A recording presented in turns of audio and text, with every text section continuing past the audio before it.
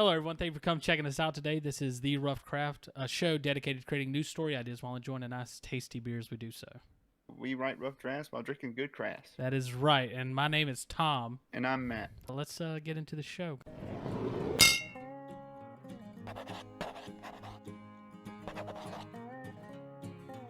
Real quick, we're going to get into today's sponsor here. You have a sponsor? Yeah, we got sponsored. As you guys can see, I got this fancy new filter from my microphone, making me look a little bit cooler. Got some more. Got a nice orange one that I'm going to use next week that matches matches our colors, as you can see. I'm trying to get it closer. It kind of matches. And then we got a black one here. A good buddy of mine from Hotdog Sundae gave it to me. Let me go ahead and show you guys some Hotdog Sundae real quick. Oh, Hotdog Sundae. They came onto my Carolina Reaper stream. That is right. Yeah. So I hadn't seen that. Go check that out. Here's Hotdog Sundae. This is their Facebook page, so go check them out. I'll read their bio straight. It'll make things a little bit easier. Hotdog Sundae is an Anderson, South Carolina-based group interested in all things action sports and music related. Our goal is to provide like-minded members in the upstate with a platform to grow the local skate, BMX, action sports, and music scenes. The focus of this group is to openly communicate information regarding skate spots, meetups, local shows, etc. I don't know how frequently they're doing this, but I do know that they have stickers that they give out. They have, I believe they've been working on making hats, possibly shirts, and making skateboards that they're trying to sell. A lot of it, in a sense, a lot of it's kind of like just activism for this sort of stuff in their area. So they're just trying to help. In a sense, they're wanting to try to open the skate parks. They're wanting to try to pick up what's going on, and they just mostly they post a lot of memes and stuff on here. But it's a good place to go. You can find some funny stuff. What is this? What is it? Run. Oh, that's a video. Spider-Man. But they post funny stuff. They post a lot of skateboard stuff, music stuff, and all that kind of stuff. So go check them out. And just give them a like, follow, and post on there, and be a part of their community and help them grow it, and just help them get some recognition for skateboarding and whatnot, and in their local community. Can you buy the stickers or anything like that?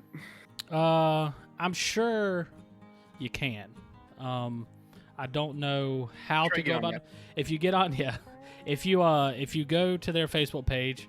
If there's not anything there, which I didn't necessarily see anything, I'm sure you can message them, ask them, and they'll probably get in touch with you about getting some merchandise of some sort from them to help them. A lot of it, my buddy, he's fronting a lot of the money. I think he has some partners in it too, but they're trying to, they're just trying to, I think, build up so they can start trying to petition to get like skate parks built and different stuff like that. And I think eventually he wants to try to get to the point where he can actually have his own skate shop, because unless things have changed in Anderson, I don't think there's any skate shops anymore. So they're just trying to help get that. Right now with coronavirus being what it is, it's kind of a bad time to be doing that. But that's what they're trying to do. They're trying to get it going again, keeping the dream alive. I'm gonna need Hotdog Sundae to start on a Hotdog Sundae mask. There you go. Yeah, I want that hot dog with some skateboard wheels. Yeah. On a mask. That would be a cool one. I would like that. I want one too. I'll wear that around. And send me some stickers too. I'll slap them on some. I'll vandalize where I am. Sounds good.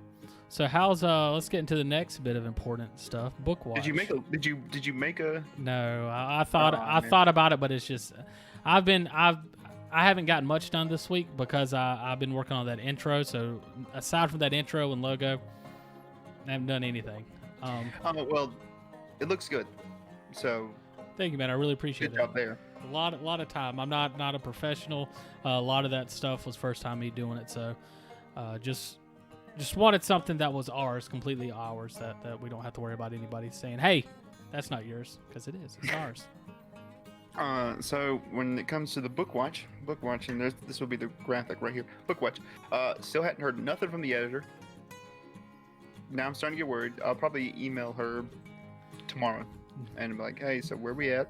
So how's it looking? At this point, no news is no news. We need some news. No longer good news. I'm kind of worried. Query letter, I edited the query letter, what the editor said to do, and now I'm just waiting for the manuscript to be finished, proofread and everything like that. And once that's finished, I'll start sending the query letters out, and we'll see if agent bites. Cool, man. Cool. Yeah. So what exactly are you looking for as far as an agent? What is that? Just somebody to help you, I guess, just not distribute it, but get it out there? How does that? What is a book agent? A literary agent talks to publishing houses and see if a publishing house is interested. And then once the publishing house buys the manuscript, I'll get it in advance. The agent will get 30% probably, and then royalties are collected after that. So now it's just a game, wait and see if any agent bites. Okay. And wants to see if they read the manuscript and they like it, and they'll accept me and they'll represent me and then go to publishing houses. So this. Now, oh, go ahead. Go. Sorry. And now I was just saying, now if no one bites, and by January, which is it's kind of too early, so I might push it till March.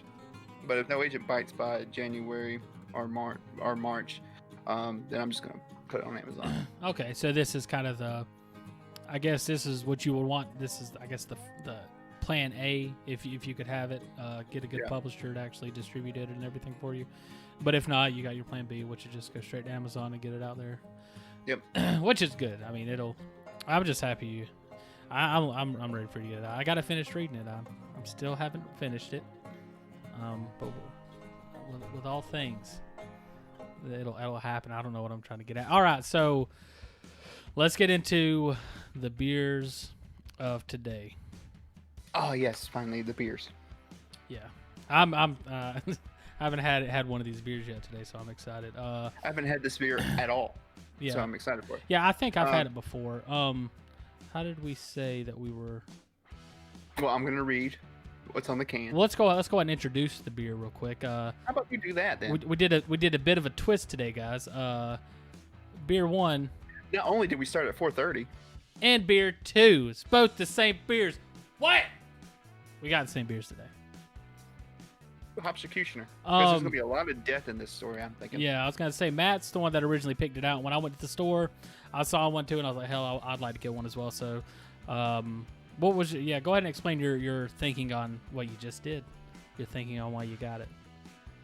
Oh, because I thought there was gonna be a lot of death in this story that we're about to come up with, because it's basically a Hunger Games type of thing. See, now he put the bottle up. I don't have a bottle. I have a can. Yeah, so he's already messed that up. I didn't know, man. I didn't know when I got the graphic. I was like, this is gonna be easy. I just got to get the 1 instead of the 2. Such laziness. I know what I should do if I have enough time is I'll quit. I'll quit it all, and we won't have to worry about me messing anything up anymore. I just remembered I meant to record this one today on here instead of recording it through the whatchamacallit, but I'll just I'll go ahead and start recording this, and then I'll ripple. Well, no, I don't know. I think this is. You'll save the recording in Streamlabs. Yeah, I'll get the recording from Streamlabs, and then I'll get the one from YouTube. But I think both of them came in 720p. I don't know. Still working on technical difficulties technicalities of. Would be a rough craft without technical difficulties. Mm-hmm. This is the rough draft of podcasts. There we go. That's another catchphrase. The rough draft of podcasts. So we open these bad boys up now. Let's go ahead and let's get a description of what the beers are before we taste them. See what they think the beer is. I'll go ahead and I'll start by reading what the. Well, how about let me read what's on the can. Okay, go ahead. It's a little bit different than what's on the bottle. It is a little bit different. Okay, so what's on the can is it's a Hopsecutioner. It's from Terrapin Beer Company in Athens, Georgia. It's an IPA, and IPA stands for Indian Pale Ale. And the only thing on the can, it says government warning. According to the Surgeon General, women should not drink. Okay, this is just the government warning. All right, go ahead and tell me what you got. All right, so what we got here on the bottle, it says, are 6 varieties of hops in a beer enough to lose your hop head over? We at Terrapin think so. To prove it, we've made our Hopsecutioner IPA with the choicest buds we could find. We hope you enjoyed this killer IPA, which, like Matt says, it fits the idea of the story pretty well. We hope. We'll see. I'm looking for some death and mayhem. You want to read what's on the website? No, I don't have it open. Good thing I kept it up and was ready right now, because I had a feeling that would happen. And this is what they say directly from the website, which is more of a real description of the beer. It's light copper in color. This IPA has an aroma of fresh pine and citrus. A strong malt backbone provides balance to an assertive hop bitterness, which I've heard, and as you would kind of guess, with it being called the Hopscutioner, it's a very hoppy IPA. So, where's my? There it is. Got my bottle opener. You ready to pop top? Yep, ready. Oh, sorry. Turn my mic a little bit too up. Yeah, I'm ready to pop the top. All right. That was a very lackluster popping of the top. I opened mine earlier. I haven't drank it yet though. Smells good. Smells like shit. Really? Oh, okay. It's not as hoppy as I thought it was gonna be. No, kind of weird. It's kind of weird. It's called Hopscutioner, but it's not as hoppy as you think. It could be that. I don't know. I think this isn't. Like, it's a pretty well-known brand, so I think this could be a lot of people's introductions to IPAs, and so when they have them, they're like, "Oh my god, it's so hoppy." So this kind of reminds me of Manchevitz. You know that Jewish wine that we drank at Passover? What the fuck are you talking about? The Jewish Kinda wine reminds me of that. we drank at Passover. Yeah.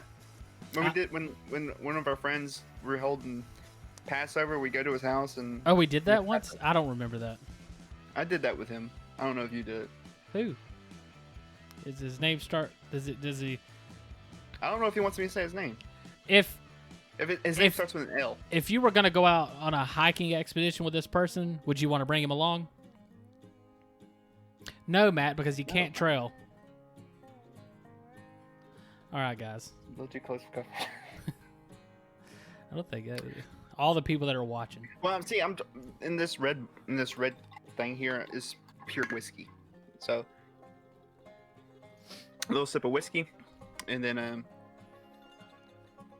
in this thing right here, it's pure gonna kill me if I don't quit drinking these one day. I only drink on Sundays.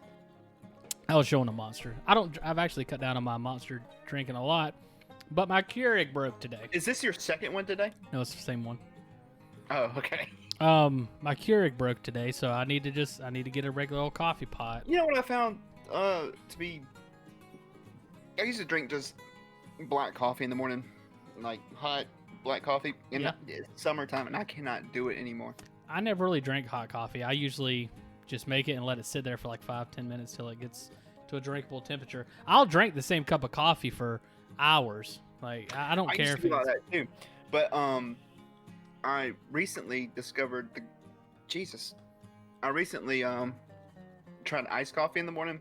Like my wife gets up crack of dawn for work, and so I get her to make me an extra 4 cups of coffee, and it'll sit there and cool until I get up, which is around 8 or 9, depending on the night before. But anyway, by the time I get up, it's nice and cold or cool, room temp. So I pour it in my thermos, drop a bunch of ice cubes in it, and have a nice iced black coffee. And it is usually I'll take like 4 hours to drink a hot cup of coffee in my thermos, but not anymore. Yeah, iced coffee, I drink it within like 10 minutes. Yeah, it's great. That's probably actually better because that's actually iced coffee. What I would do sometimes if I wanted the coffee now is I'll just drop a couple ice cubes in it as soon as it's made that way and just go ahead and drink it. I just don't like burning my mouth, burning the lips. I'm not a fan of that. I don't understand how people can actually drink hot coffee, but more power to them. And a lot of people. It's better in the wintertime. Like if you get up and it's cold outside, you're gonna want a nice hot cup of coffee. Yeah, that is true. That is true. All right, so what do you think of Hopscutioner? Is it good? Hopscutioner, yeah, I think it's really good. It's not the best IPA I've ever had, and I can't tell you which one is, but probably the IPA from Sweetwater. Yeah, I think that's a good one. Sweetwater's is really good. Yeah, Sweetwater's one of my favorite beers. Yeah, I think all IPAs taste. Sorry, I think all IPAs generally taste about the same, just varying in the bitterness of the hops. And it's one of those things where, just like dark coffee, black coffee, people don't like it. They don't like that bitter taste. Some people do. I like bitter tasting stuff. So I actually started drinking LaCroix lately. LaCroix. Yeah, because that way, because I'm trying to drink more water. and I can't eat without having something to drink, and I can't use water. I just don't like it. So use those. I'll drink one of those. Or it's carbonated water with some flavoring added in. It's not that much flavoring, but it's basically just carbonated water, which tastes terrible, but it's that good bitterness. I don't mind it.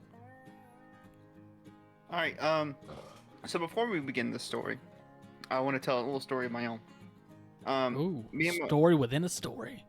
Mm-hmm. So, Tom, as you know, me and my wife are big Halloween fans, and we do a lot for Halloween. So we went to Hobby Lobby to go buy some crafting resin because we're making big pony size horses because we're doing carnival this year. Carnival theme. Have y'all done that yet? Yeah, we done it yet at our old house, but now we're gonna try it here in this new neighborhood. Okay, I thought y'all did. But the carousel, you know how carousels have horses? We decided to make a carousel, a broken down carousel, and the horses have got out, and each horse represents one of the horses of the apocalypse. Yeah. That's cool. Yeah, so instead of doing packing tape horses like we did last time, we're actually going to make resin horses out of resin. They're going to be tough, durable, everything like that. So we went to Hobby Lobby to go get some crafting resin so we can make it. But what I found at Hobby Lobby might represent the metal men we were talking about in the championship team. Oh, okay. So I bought this model. I like this idea. So this is RX-78 Gundam. And I was like, hey, can be what our metal men kind of look like. But yeah, they have models at Hobby Lobby. And I was like, holy shit. So I built this model. Were you surprised they had those types of models or just models in general? Yeah, because usually they have just little simple like car or plane models, but they actually had Gundam models. And I was like, all right, well, I'm going to buy this. But this could be what our metal men kind of represent. Yeah, they could be like, I guess, our Gundams are piloted though, right? Yeah. I don't know. I'm not as big of an anime buff as you are. I know you like most of the stuff you like. You're a real big anime guy, I think. I'm not a really big anime guy, but I do like some anime. I saw this Gundam and I was like, hey, this is kind of be like our middleman. I haven't watched Gundam since like I was in school, like elementary school or middle school, but yeah, I like that idea. Is there kind of like, I guess, like evolved mechs in a sense? Not even really necessarily. I don't know the lore of Gundam that much. I just like the mobile suits. I got you. Yeah. If you look above me, you can see Wing Gundam I have hanging on the ceiling there. So sure can. Yeah. All right. Yeah, let's get into the story. Do you want to try to do the catch up to what happened last week? All right. So what happened last week is what did we call these aliens? Neanderthals? Oh boy, I heard Neanderthals? No, I can't. They were God. I had it just a minute ago. I lost it. I think it started with a V. The race of these particular aliens didn't really matter too much because it's a planet full of various different aliens. But I can tell you the names of them. We had the three. Those aliens came and abducted a man and a woman from Earth. The man and the woman's name was David and Honey. David had a shotgun. Honey had a switchblade, and they abducted them. And the people that abducted them, their names was the captain was Ducataz, the scientist on board was a Bendigo, and then the pilot, his name was Hako. And they were telling them they were going to take them to their planet, and they're going to be showing them off, and we're going to be learning from your kind and all stuff, spinning this great story. And they get them there, they shave them, clean them up, make them look, not completely shaved, but they clean them up, make them look real nice. They outfit them with, they upgraded their shotgun to this super high-powered shotgun. We'll probably get into that a little bit more later. Same thing with Honey's switchblade. And and you soon find out that actually what they're there to do is they're going to be a part of this Hunger Games type thing on this planet, or it's a moon called Pabst Blue Moon, named after the beers we used last week. And the idea is I guess, is it kind of an outlaw planet? Did we establish that? It's a planet where multiple different races come to. And I think we said it was kind of like, it was a moon. Yeah. Oh yeah, I keep saying planet, but yeah, it's a moon. It's out. It's kind of like what's it called? Whatever, like you can get out into waters, international waters. It's kind of like that, but for space. So there's a lot of things that they can do out there. Like this Hunger Games type thing, it would be very illegal. It's a big gambling thing. A lot of people come and view and spectate and gamble and all that stuff. So they're a part of it.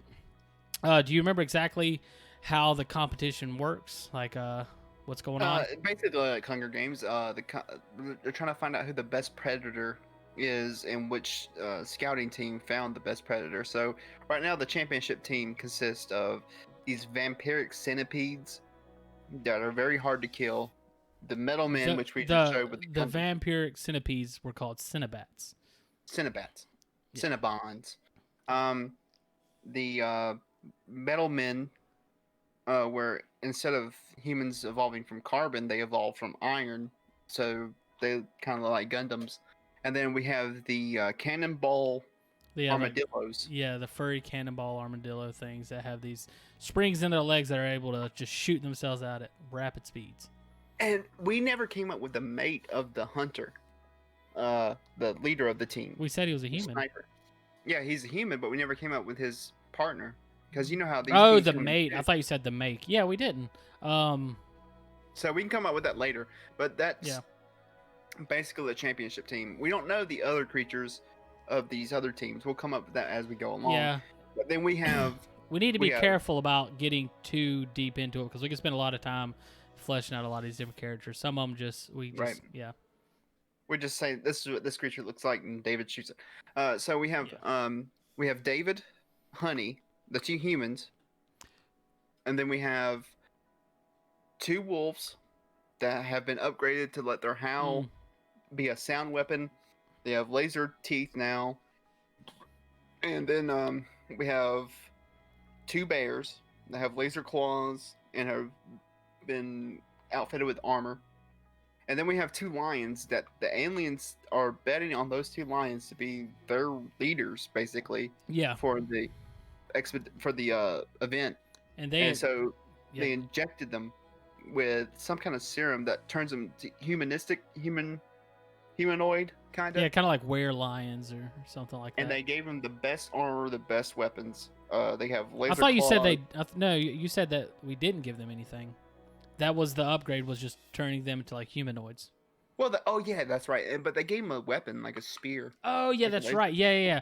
They had like a trident spear that he could like whenever he's like throwing it actually shoots like a laser spear at him, and then he had like a laser net like the gladiators. Yeah.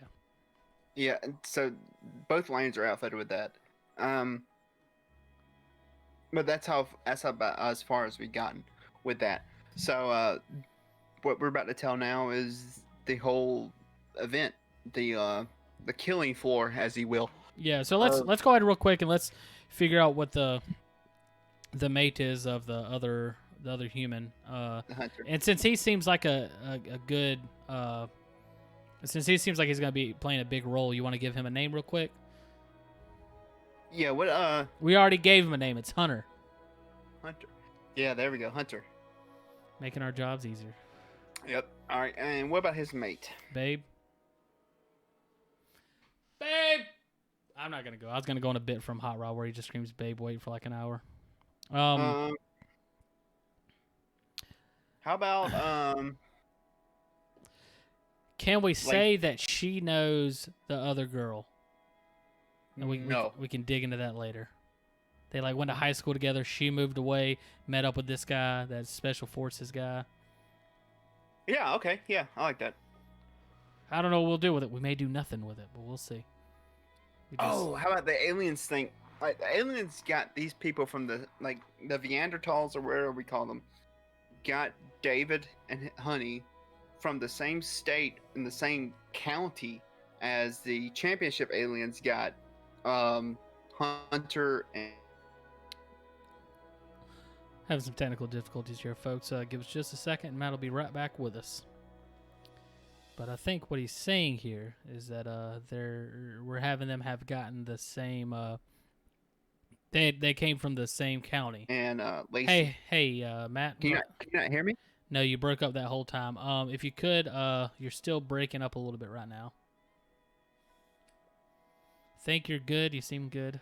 Let's bring it back to the part where you seem good. Let's bring it back to the part where you're saying they were from the same county.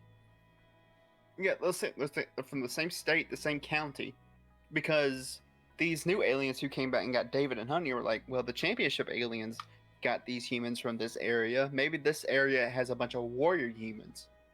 So they grabbed them.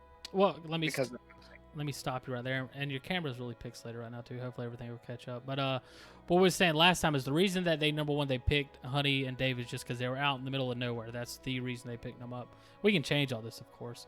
Yeah. And they just assumed Earth was this hotbed of great predators because the greatest predators this team had was from Earth. So they decided to go there and get all of theirs from Earth. And so we were saying that there was really no correlation between the Hunter and his mate versus David and theirs. Hunter was just some special forces badass that was a great sniper, a Chris Kyle, if you will, redacted, of course. Not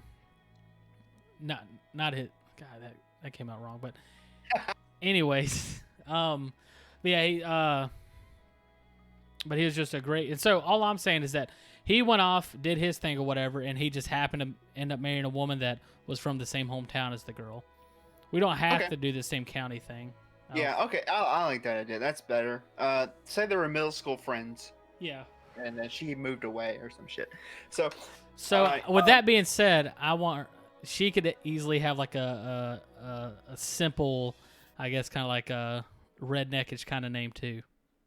I said Lacey. Lacey? Okay, I didn't hear you. So Lacey. Yeah. So it's Hunter and Lacey. Hunter and Lacey versus David and Honey. Okay, so anything Her special? Her name is Honey? Yeah. Okay. That you don't remember? I made a joke. You were gone. The whole idea was I was like, so you want to know what same thing I did with Hunter. I was like, but his mate's name, I was like, well, we already know it. It's Honey. He said it earlier when he said, Honey, grab my shotgun. Okay. Yeah, all right. Like she's sitting there going like, my name is Jessica. And he's like, well, we heard him call you Honey. He said that's what we're putting on your nameplate. It's Honey. That's the joke I was going with is that her name's actually Honey, but okay. Anyway, whatever. Yeah, it doesn't matter. It's small details that don't matter right now. All right. So they do this parading of all the predators. Now we see different predators. Like real quick, I do want us to make sure we don't get too much into similarities with Hunger Games, because that's what they do in Hunger Games as well. They do this parading around of everybody before. I mean, of course you would. I've never seen Hunger Games. I just know okay, cool. Then everything that Matt says has nothing to do with the Hunger Games. Keep going, Matt. I've never seen the movie. I never read the books. So they parade them around. Not like what do they do in Hunger Games? Well, they fix them all up, doll them up, make them look real nice, no matter what area they came from. Do they make them do interviews or stuff like that? Yeah. Oh, okay. It's a big spectacle. Well, the aliens don't interview them because they think they're not intelligent enough to voice an idea. Yeah, well, see, in Hunger Games, they were all human, so it made sense. Yeah, here it's more...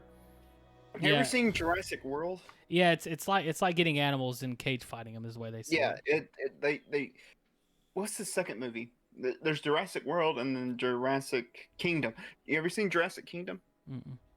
All right, what they do is these mercenaries get all the dinosaurs off Isla Nublar, and they cage them up, and they parade them in front of bidders, people who want to bid on the dinosaurs. So what they do is they kind of do that same idea.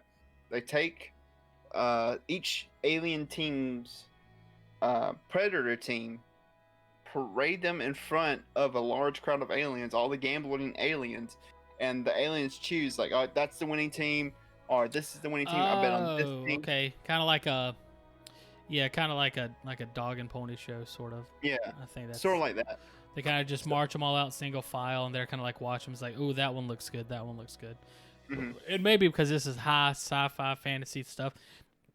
When they're looking at them, they have like some sort of AR, artificial reality technology built into their eyes. Whereas they're looking at them, their stats will show up. Spin them around and look and see. Yeah, and it can show. On like say the Earth team or the Neanderthals team is walking out, and they see the bear's claws, and they sit there and like zoom in on the bear's claws and see all the technology that went into it, the type of laser it is, and they're like, twist it around. Like, oh, I like the way this is made, so I'm betting on this team for that.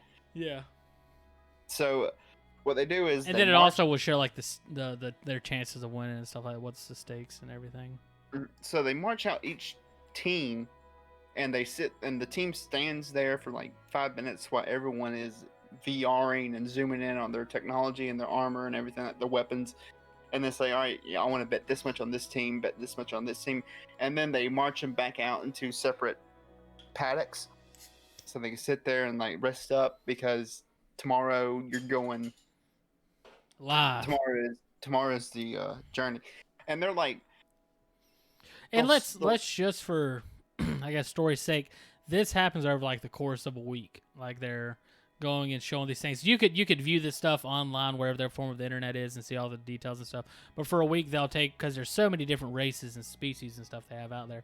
They can't do it all simply in one day. It would take too long. So for like 3 or 4 hours every day, they go and they parade around some of them. And so they give the other aliens a chance to change their bets, and it's like, let's sleep on it. You can change your bet tomorrow. Let's see where we're at. And they do this for a week.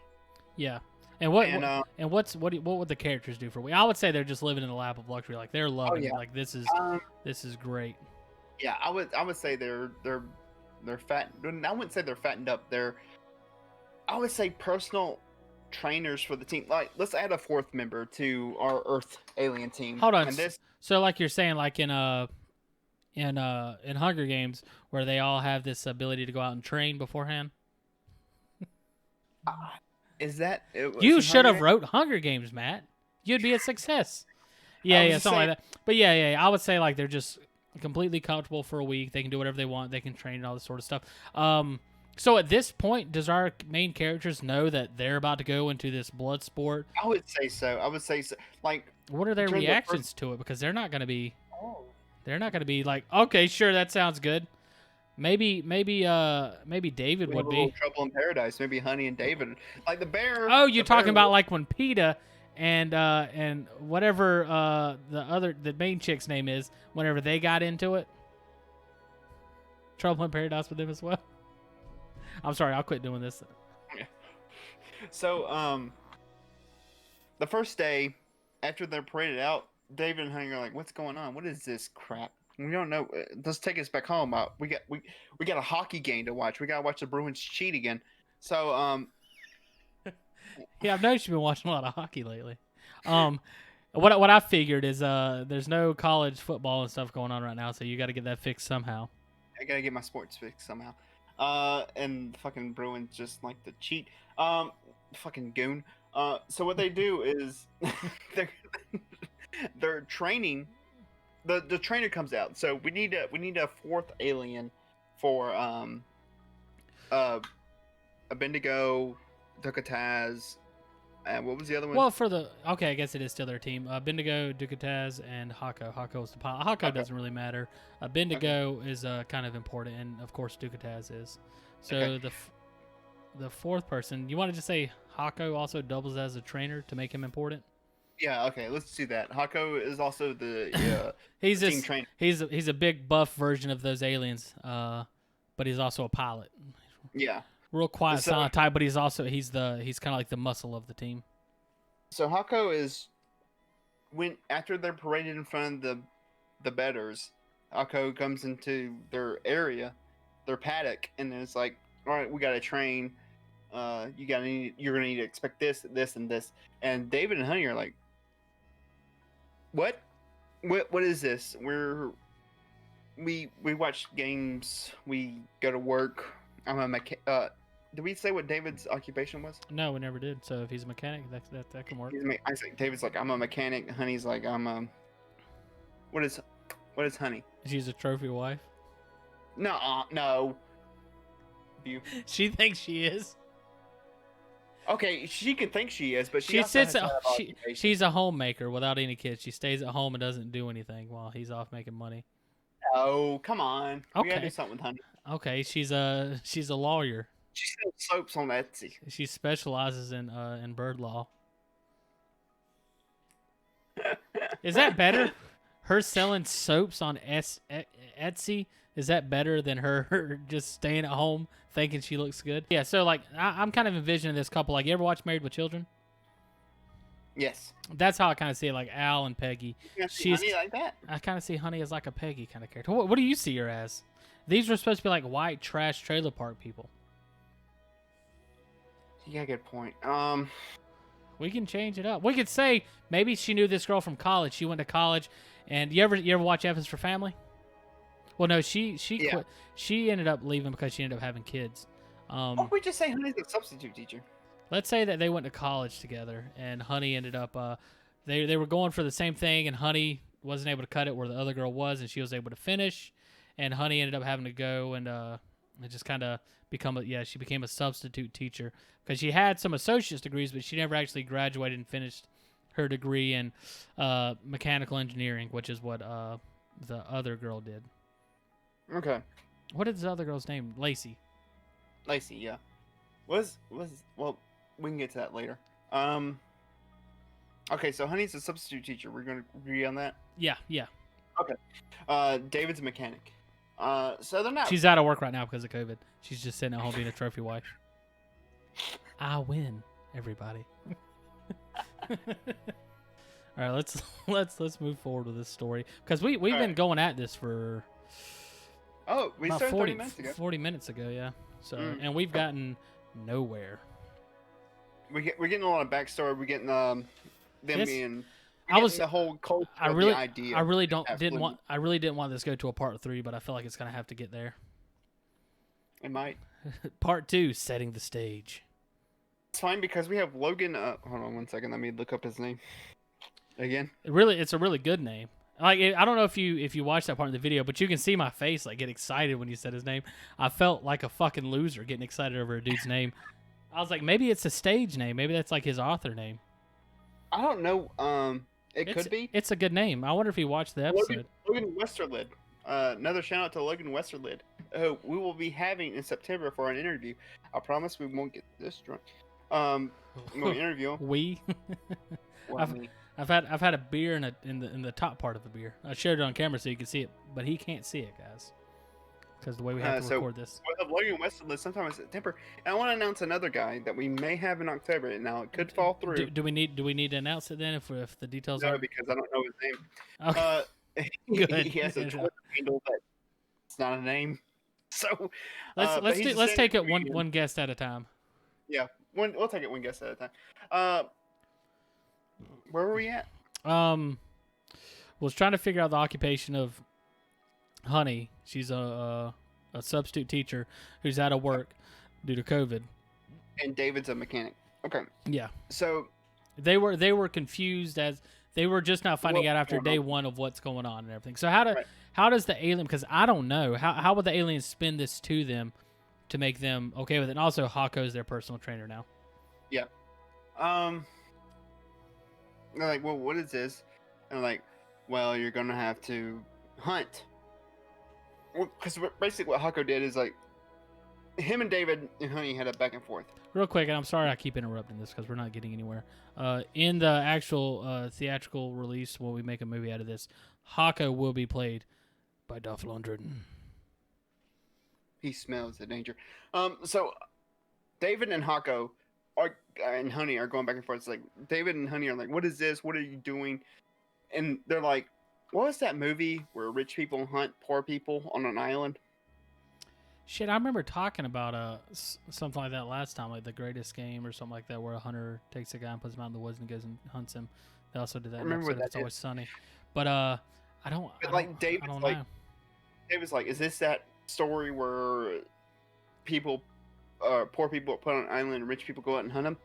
And Hako is like, "No, I mean, you're all going to go fight. I think battle royale." I think the best, and he's like, "Battle Royale, sign me up," and he convinces him that you don't really die because if they win, they don't. But I think what could be another good way to kind of convince. I'm wise to him and say that no matter what happens, you're resurrected. Think of it as a video game. Yeah, that works. Yeah, but it's a lie. And if you don't win, Heck.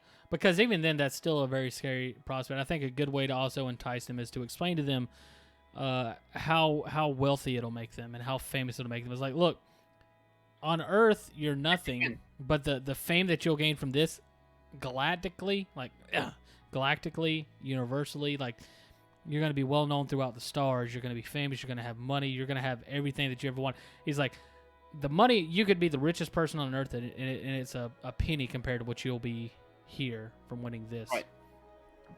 You'll be able to hire Jeff Bezos to wash your car. So that entices. Like Hako's full of shit because we already established. Well, I would say this alien team is a bunch of just shit ass people. I would say in character, what would happen is Dave would go, "Well, I don't know, honey. What do you think?" Hell yeah, David. Something like that, and then she's totally into it. Machine. We can buy a washing machine. That's honey's. That's what she's excited for. Is finally getting that washing machine. Because it leaks. It's so much. It's not a good washing machine. They got it used from her parents. So after her parents died from COVID. It was the same washing machine that she had used as a kid, and then her parents died of COVID. So let's talk about that. I'm sure everybody's going to be excited to hear. And a fucking tin bucket. How old do you think her parents are? They had her very late. This is going too bad. This is going too far back. Yes. All right. So they've been convinced to be a part of what we're calling, which this is the first episode. Well, I don't think we said it. We're calling that a voyage to PBM, a voyage to Pabst Blue Moon. The second one, this one, hopefully, if we can get to it, is going to be Showdown on Pabst Blue Moon. All right. So they were convinced. So did they then went to training with Hako? Yeah, they did. They did a couple of weeks of training with Hako. Well, not a couple of weeks, but a couple of days of training. Okay. I would say.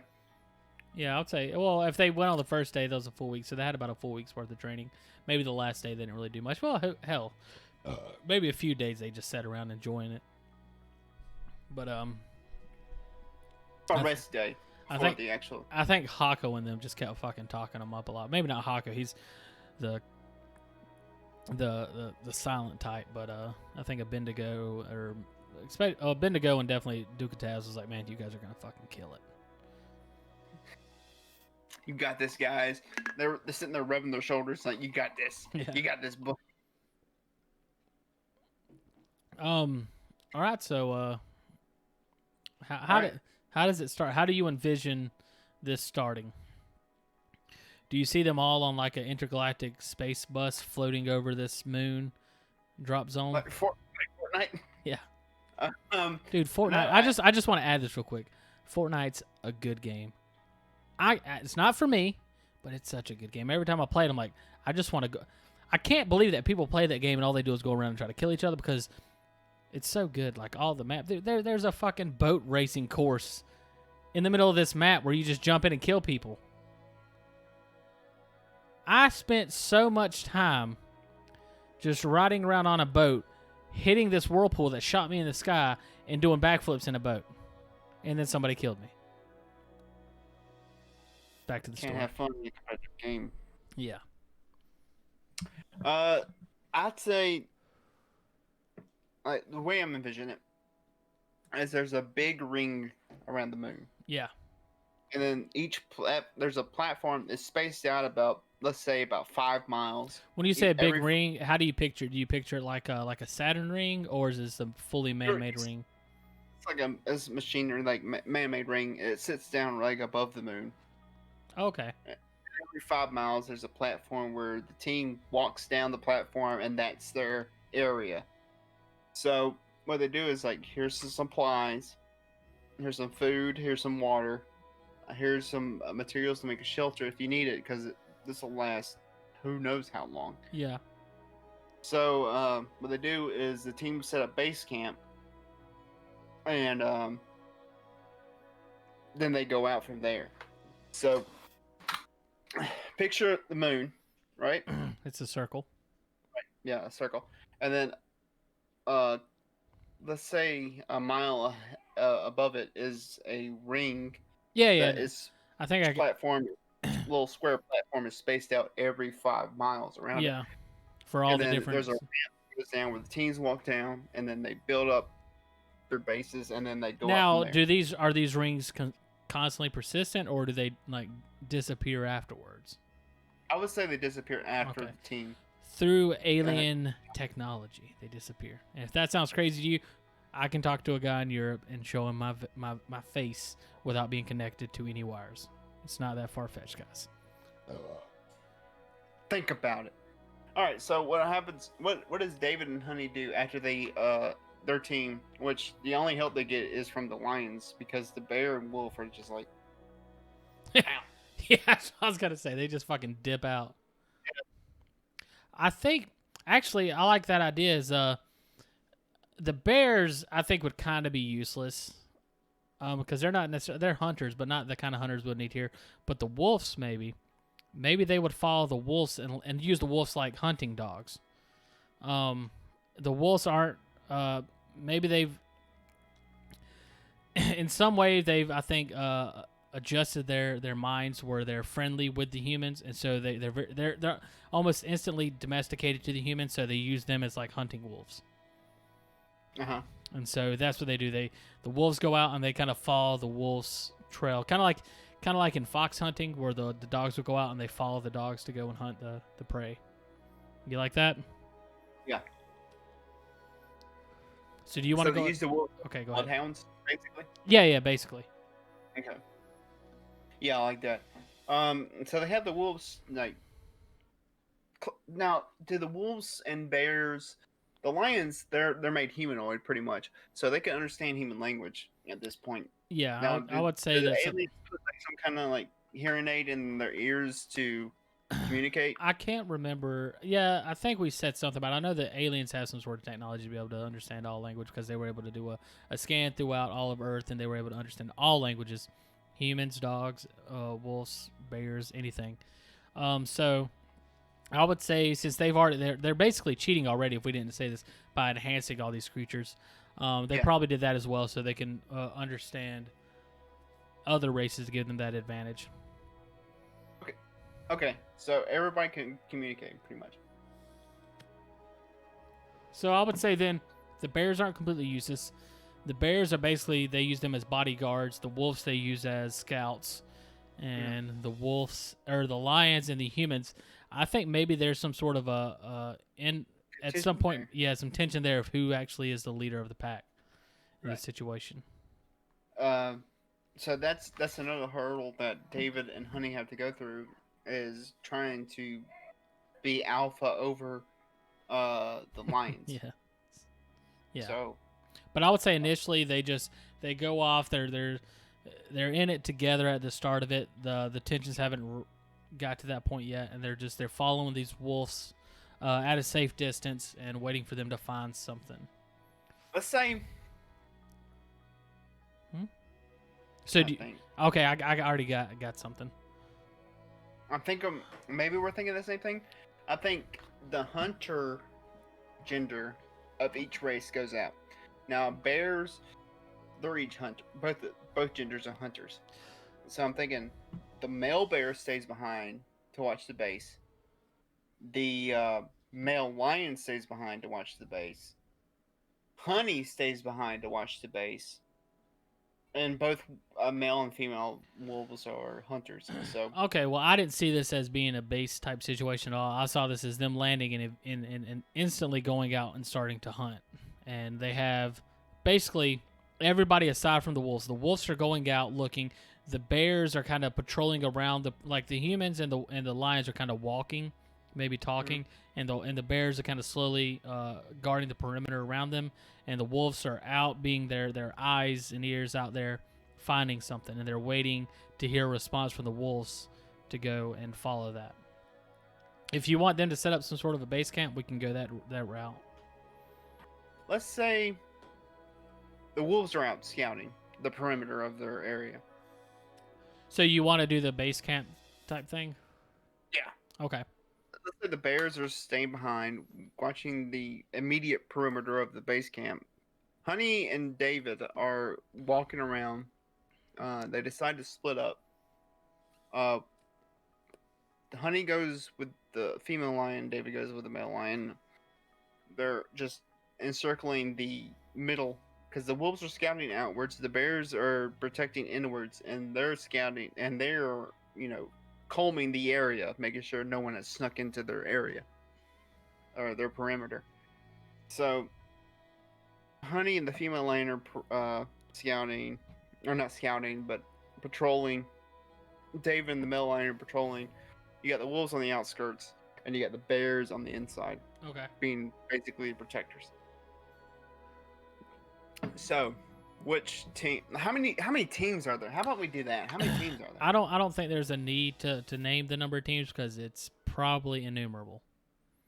Innumerable? It's probably, I don't know if that's a word, but there's probably too many of them for us to actually count and to dedicate focusing on. Just like let's think of a battle royale game. You might win the game, but you're not going to encounter everybody. There's already people being picked off left and right already. So there's no. Right, but that number gives us an idea. Well, it depends. Then it depends on how big this moon is, so we can understand these 5 mile difference in the structures that they're standing on at the top of it, and then we can get an idea of the number of them. I would say 7 teams. 7 teams. Mm-hmm. There's platforms 5 miles apart from each other. Mm-hmm. That's not big. What the platform or the team? If the moon's not that big. If there's 7 teams with platforms 5 miles apart from each other, you could. I'm not saying that they had to cover each surface area of the moon. I'm just saying that maybe it's a little part of this moon. Okay. But I'm just saying 7 teams because we'll have. Well, then it sounds like you want to understand who all the teams are. I saw this as like hundreds of teams out there. Hundreds of teams. Yeah. I mean that could work. I mean teams getting picked off.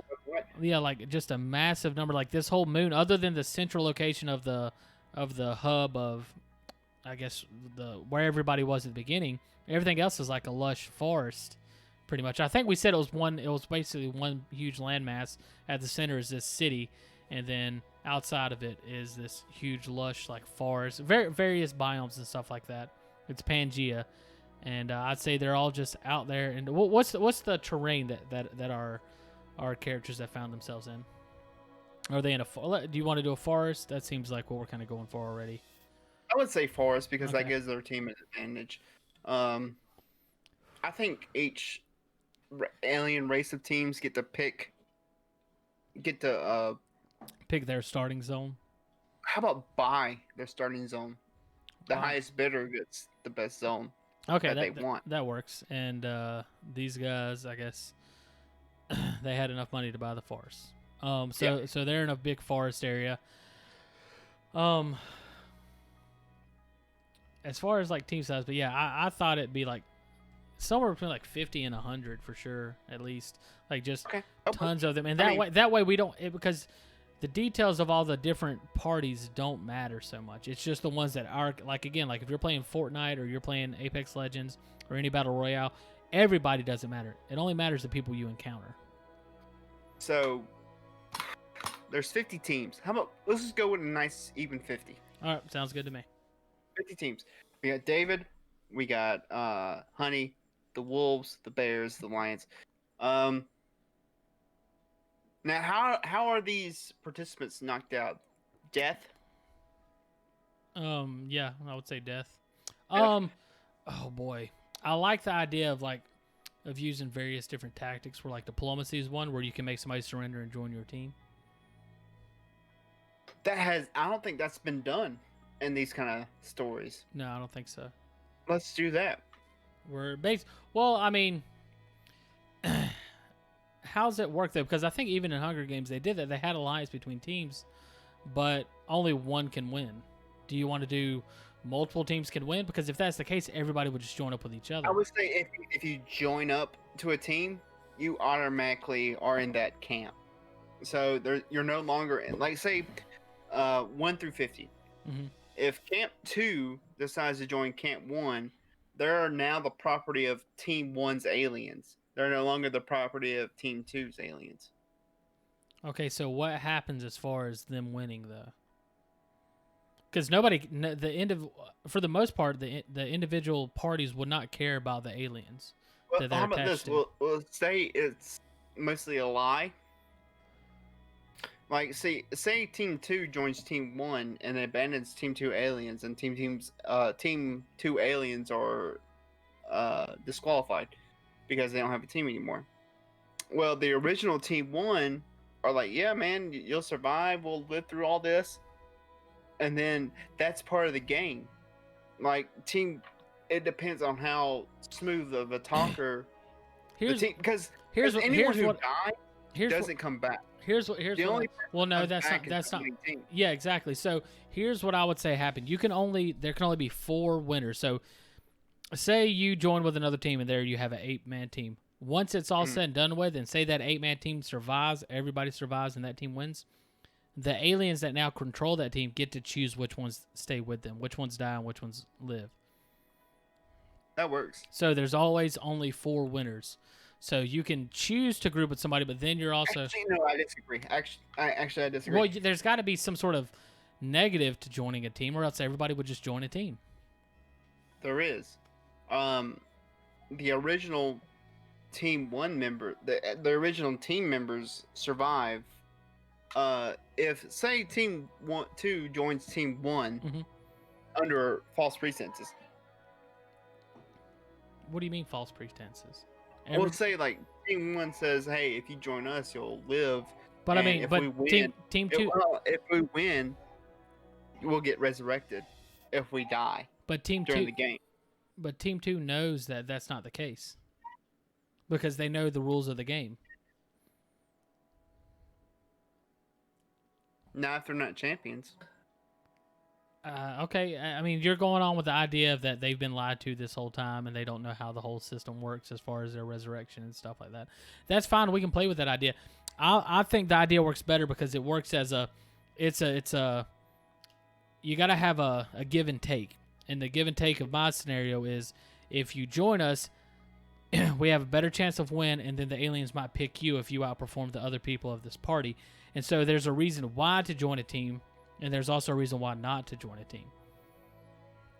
With your scenario, it's all based on if you can convince and lie to another team. Because the way I see it is basically you take over another team, you get somebody to surrender. You're like, do you want to join us or do you want to die right now?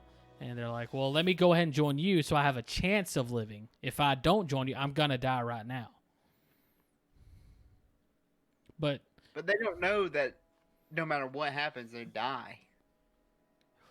If they think if they join the winning team, then they'll survive. But in the end, what happens is every member who's not a part of the original Team 1 is killed. If they don't know that, then fine, we can do that. Like you said, if only the winning team knows that, then we can just go that route.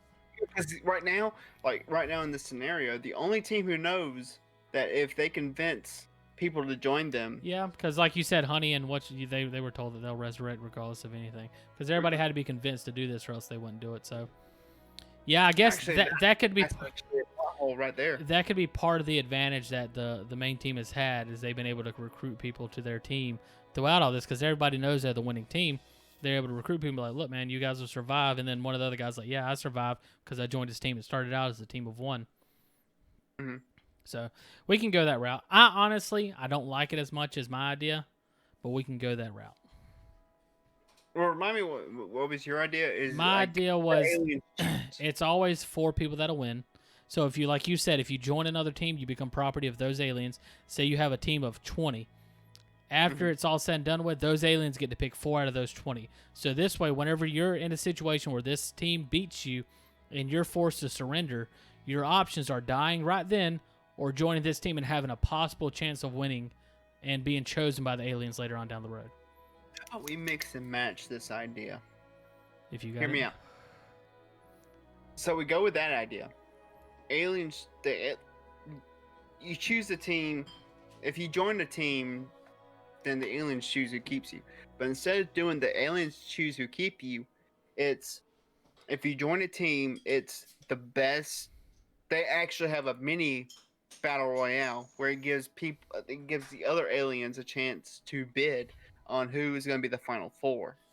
So not only do they have this massive battle royale, but by the end of it, they have a mini battle royale. But the whole problem is there has to be a reason why not, and why would nobody choose that option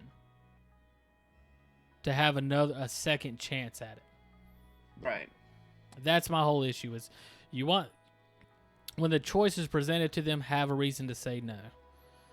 But I guess in my situation, they're kind of forced to say yes either way. So yeah, I don't know. So it all depends. It all depends on if the alien team, the team that the aliens actually, pick, I like that idea. Let's go ahead and go with that idea. You can group up with other people if you want, but in that situation, people would just be running around trying to be like, "Hey, man, let me group with you. Let me group with you," and I don't think that should be how it should be played. Well, that's why the aliens need to pick mentally confident participants. You got to be confident in your own abilities to take down the team. They choose alpha personalities, maybe. Yeah. So, and this isn't just some shitty soldier on the front lines who are just following orders. Well, these are David and Honey are. That was the whole idea of picking them in the first place. They were just some nobodies out in the middle of nowhere they could grab and put into this battle royale of the stars. So we add these rules. So what happens now? We got the lions. What I think happens now, and this is my problem with that whole idea, is what happens now is everybody starts grouping up together, so they can make it.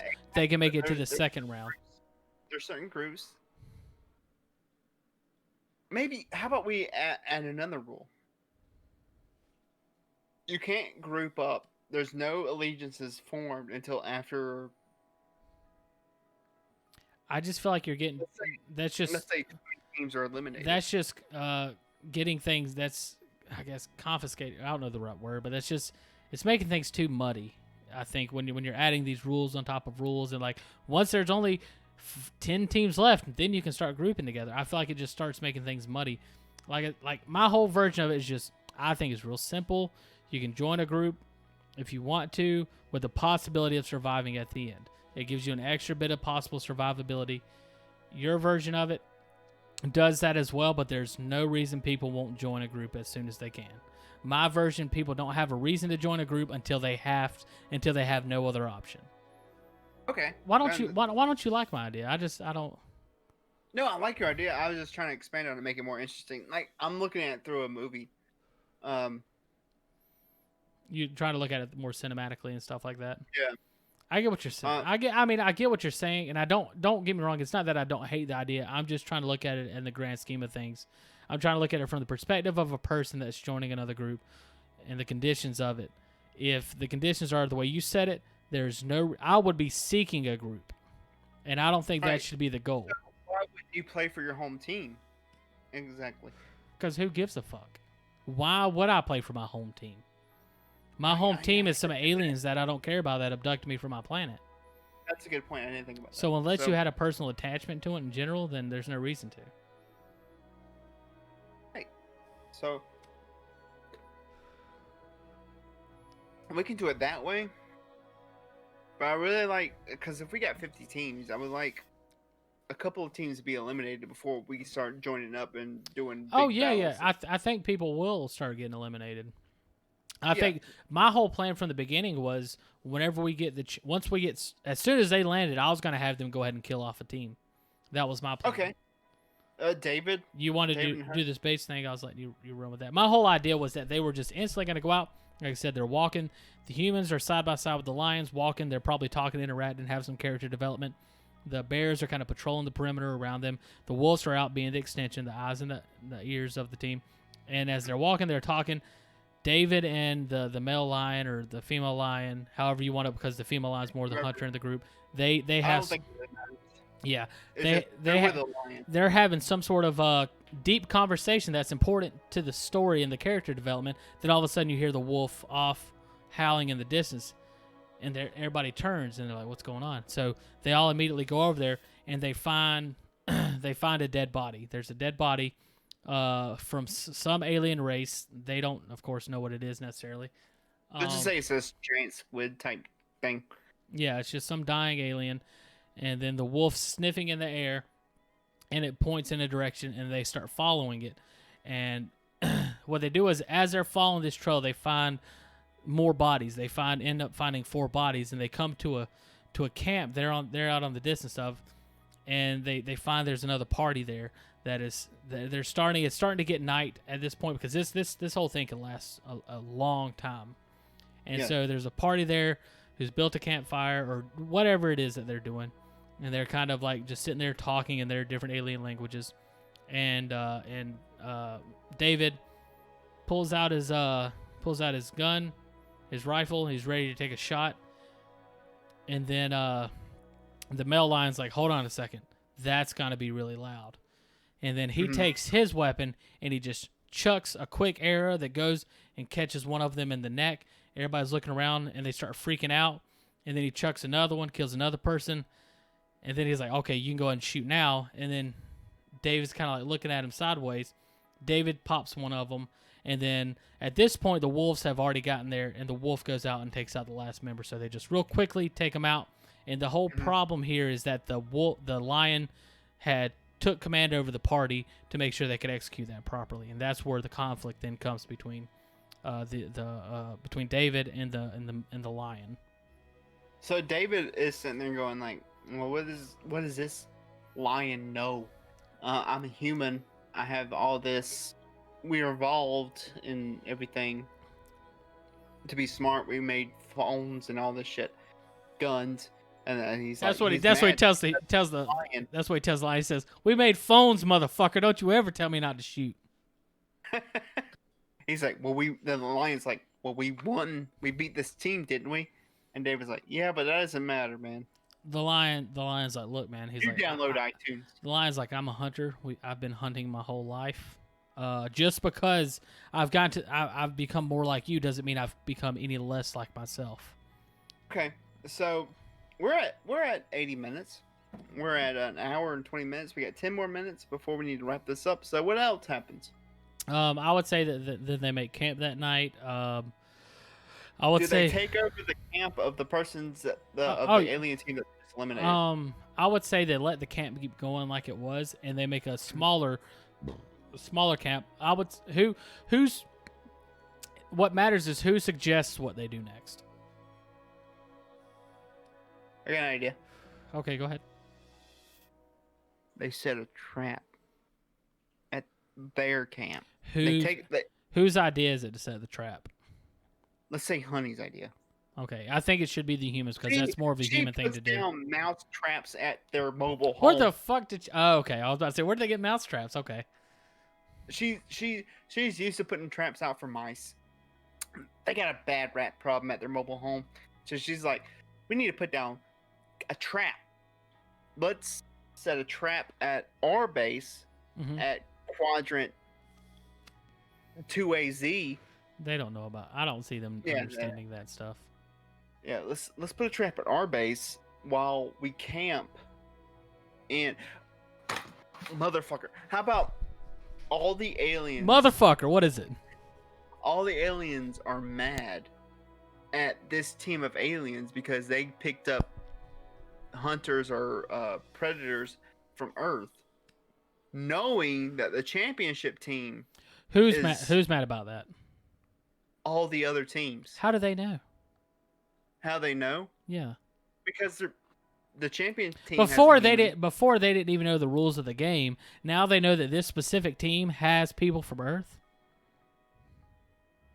Well, no, because they're the same creature. Like the championship team. Like the championship team's leader is a human. So there was a point where they were able to sit down and review and see all the other races and everything like that? Well, yeah, during the betting period when they marched them out. And so none of the other aliens that abducted these people questioned any of that? Wait, what do you mean? They wouldn't have questioned, hey, it seems like you're kind of cheating that you went to this planet and grabbed all these people, because that's their whole thing, is they're cheating. You went to this planet, you grabbed all these people, you don't think they're... Maybe that's the secondary story that's going on, is there's an investigation going on for this team to find out if it's legitimate. That works, because that adds a second storyline. Because in a good book, you're going to want two Yeah, at least two. So okay, so there's Yeah. a secondary storyline where the commissioner's investigating this alien group for cheating, fraud, whatever. And they've majority of the teams were already kind of skeptical the alien races, and they told that to their aliens. Go ahead with your. When is this set? Is this set in 1954? No, I thought it was set current day. I kind of want to set in 1954. Why is that? Let's retcon it real quick. So the investigating aliens who come to Earth and investigate whether the lions are bipedal come down and investigate, and they get shot down over Roswell. And they crash land in Nevada and get basically kidnapped by humans and sent to Area 51. What do you think about that? I like that idea, but I don't like that idea. So I'm trying to figure out a way to make that idea work without it working. And the only idea I can think of is space and time is a fickle thing. And so whenever they took their trip to go to Earth, they somehow went back in time. And that's... They went too fast. How about this? In the story, I like that you're excited about it. I can see it in your face. I fucking love this whole fucking story. So what happens is the alien, because the event's already started. The teams are on the moon. They're fighting to see who wins. So the regulations team is so quick to figure out if the Neanderthals cheated that they go warp speed. Hold on, real quick. Just because for confusion, when he keeps saying Neanderthals, he's talking about the alien race that abducted these people. I don't know why you keep saying Neanderthals. I thought I said Neanderthals. No, you know what Neanderthals is, right? Yeah. Okay, it was nothing like that. I can. What's the name? I can pull it up. Give me 2 seconds. Okay. He's gonna tell me the name, but it doesn't matter. The team. All right. Well, just listen to me. So yeah. Keep going. I'm listening. So the team. So the officials of this betting in this event decide, hey, we need to go to Earth right now to see if this team cheated. So what they did is they went through warp speed and a wormhole, and what that did is that caused them to go back in time to 1954, where they crash landed in Roswell and died. Well, they didn't have to necessarily die. I like the idea of them seemingly dying. Yeah, that works. Seemingly dying, but they actually went back in time and went to 1954 Roswell, and they were held captive in Area 51. They're called Vaneldatar. So they're the Vaneldatar. Vaneldatarians. Okay, so the Vaneldatars. Or the Vaneldatars, yeah. So the officials never got back to him, and they're like, "Oh my God, Earth is so advanced. They killed our, they killed our spy team, or our official team, or the officials." And I think a lot of it had to do with them going. I think the reason they were able to easily kill them was actually it was all accidental. They didn't kill anybody. They went through time and space. They came out. They were drunk in a sense beyond belief. And they crashed their ship because they were in this kind of like jet lag, but like time lag, which is way 1,000 million times worse. And they crashed their ship into Earth, and like one of them got out, and he was still hazy, and they hit him with a taser or whatever they had then, and they brought him back to their lab. Yeah. So what happened was, not only did last thing the viewer saw was them going and crashing Vaneldatar. Yeah, Vaneldatar. So what happened to the officials was they crash landed instead of doing an investigation, and they never heard back. The aliens never heard back from the officials. So they're like, "Oh my God, Earth is so advanced, it killed our officials." So it's like, okay, no, they didn't cheat. And at this point, they're scrambling, trying to figure out how to shut down this showdown that's going on PBM. They're trying to figure out how to stop it. But at this point in the story, it cuts back to our characters, and they've set this. They've already got a team, and they've taken over their base, and they made their old base a trap. And so they're sitting there, and they're trying to get sleep. They're on shifts, and while they're sleeping, they hear a howl, and they look down. They're able to get view of the campsite, and something's caught in the trap, and it's scrambling. It's moving around and stuff like that. And I think who do they send to go and check it out? I would say the female lion and David. Okay, they send the female lion and David, and they start working their way down there. And off in the distance, you see something massive, like 3-4 times the size of a human. Okay, before that, no. How was the lion and David's relationship? It's tense. It's not. They haven't talked about it, but they're both. More so, David's definitely feels put off by the male lion. He feels like he's trying to take over his place, and so they're vying for alpha. Passive aggressive is the best way to put it. Okay. And so off in the distance, they're going down there. They hear this alien squealing down there, and off in the distance, they see something 3 or 4 times the size of a human coming through the trees, and it's bouncing, and it hops, and it gets right there into sight, and they see it, and it's like this huge, furry, almost cuddly and cute looking creature that they see, and it looks very similar to like a bunny rabbit, except instead of arms, it has like these like scyther like claws that are coming out, and it's the Hopsecutioner. Oh, that's awesome! That's awesome! I'm so happy about that. And it's coming to get him, and that's where I guess this part of the story cuts off. That's where it cuts off. The Hopsecutioner comes and kills an alien, a random alien, and then his buddy, this ghoul, with like a shell. This ghoul with a hardened shell around him comes creeping in there. He's like, "Ooh, I'm a ghoul," and he's a terrapin. Terrapin. He's a turtle-like alien that gets swiped out pretty quick. He's the he's the terrapin along with the Hopsecutioner. There we go. We plugged the beer again. So I guess we didn't tell shit of a story. We barely got out of where we were last time, but hey, we'd like to appreciate you guys for being here. I think we told a fair amount of the process of a lot of exposition was a lot of exposition. The problem is I was hoping this story would be done with this episode, and now I don't see it being done for a couple episodes. It seems like a long journey. So far, that was what I'll say is the showdown on PBM. Next week we'll see what happens next. Next week, let's make it the final. We'll see. We've already set this up for a part 2. We've already set this up for a part 8.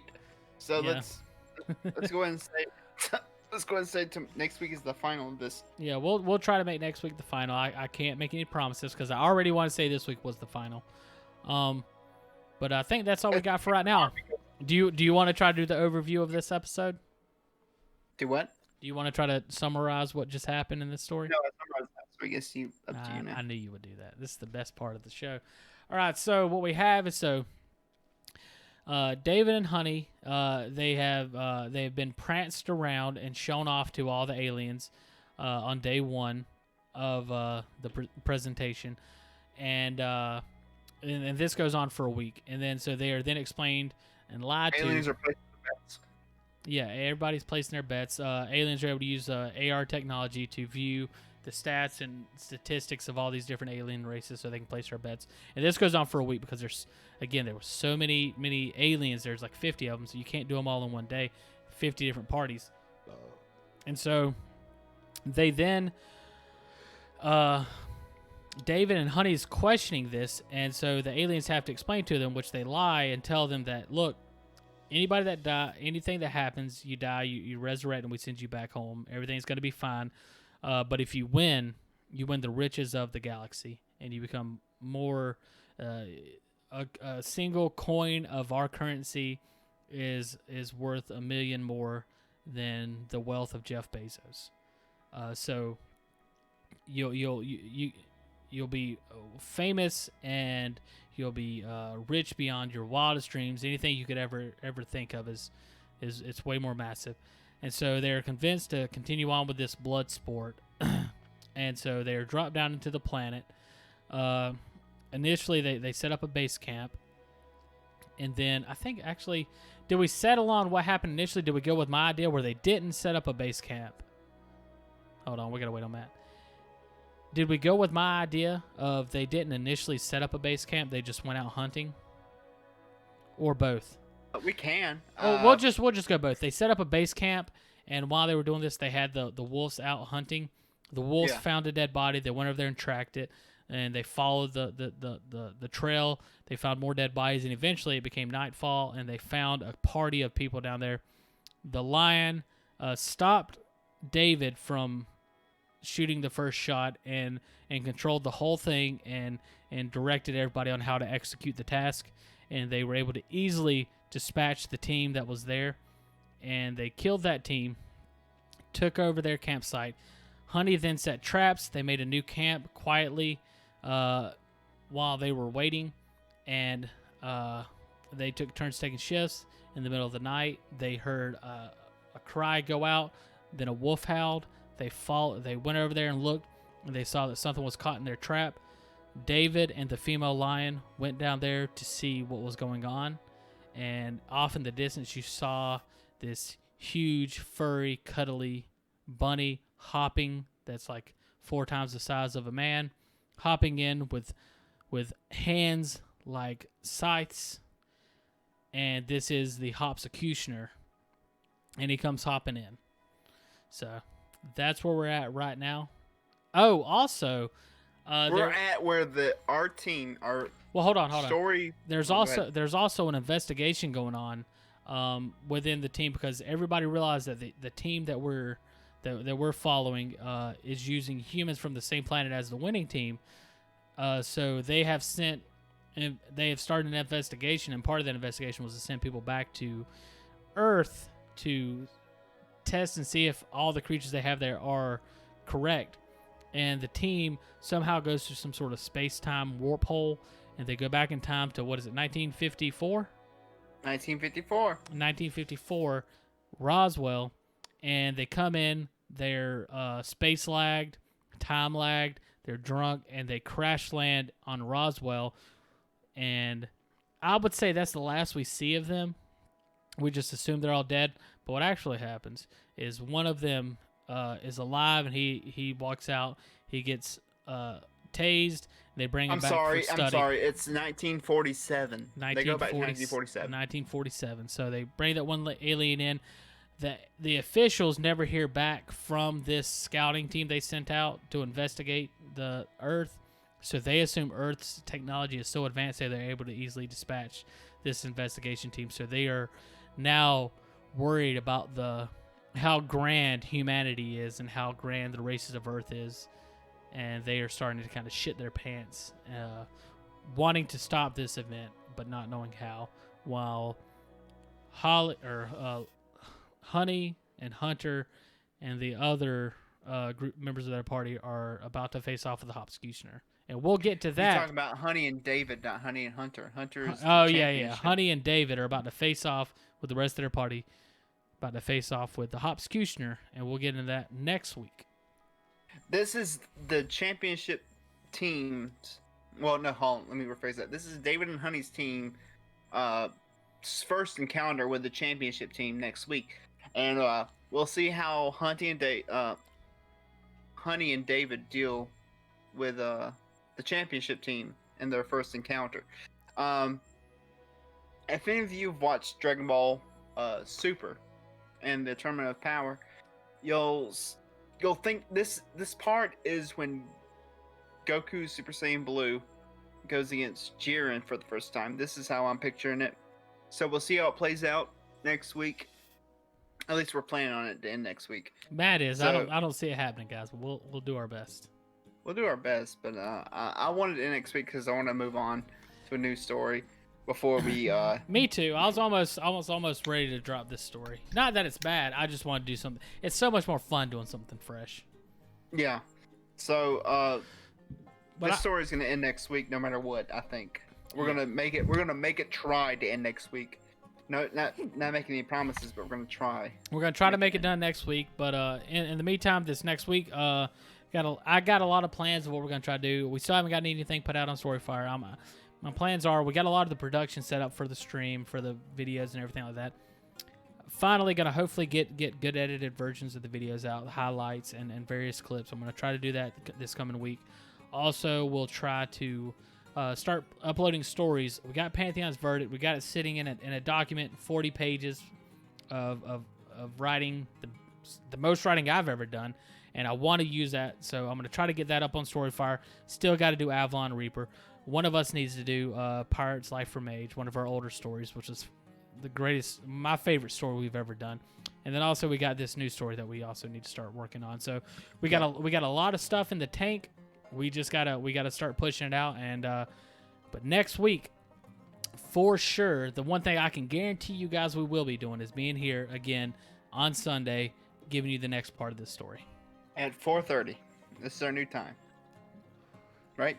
Dude, I feel bad. I feel it's hard for me to give any specifics on anything because the reality is right now we're not making any money off this. We're doing this in our free time. This is a hobby of ours, so we're doing our best to stay consistent. And so it's hard for me to say we will be here at 4:30 next week because I don't know, but hopefully we'll be here at 4:30 next week for you guys, and we'll have the next part of this story, hopefully the end of this story. But we appreciate you guys all for coming and checking this out. This has been The Rough Craft, the best place to come and get rough drafts and good crafts. And good crafts. I about fucked it up. Thanks, man. But all right, we'll talk to you guys again at a later date and time. Thank you. See ya.